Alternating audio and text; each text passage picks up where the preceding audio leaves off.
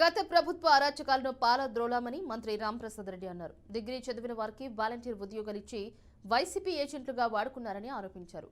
అన్నమయ్య జిల్లా సంబేపల్లి ఎంపీడీఓ కార్యాలయంలో ఇది మంచి ప్రభుత్వం నిర్వహించారు. కార్యక్రమంలో మంత్రి పాల్గొని ప్రసంగించారు. ఇచ్చిన హామీలు ఒక్కొక్కటిగా అమలు పరుస్తామని ఆయన తెలిపారు. 100 రోజులు పూర్తి చేసుకోవడం జరిగింది. ఈ 100 రోజుల్నే ప్రజల యొక్క దీవెనలతో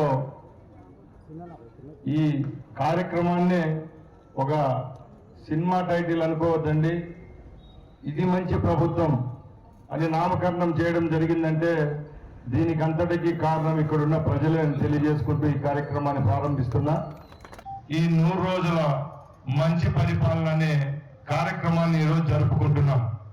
అంటే గత చీకటి రోజుల్లో పారుదోలి దీపావళి ఎలాగో జరుపుకుంటామో ఈ రోజు 100 రోజుల పండుగ కూడా ఈ రాష్ట్రంలో ఉన్న ప్రజలందరం జరుపుకుంటున్నాం.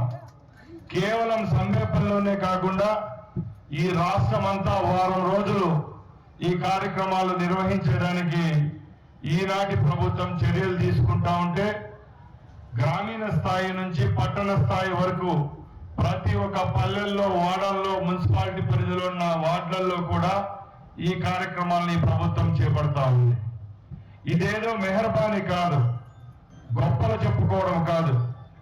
100 రోజుల్లో జరిగిన అభివృద్ధిని ప్రతి ఒక్కరికి పుస్తకాల ద్వారా, పాంప్లెట్ల ద్వారా ఇంటింటికి వచ్చి మీ దగ్గరే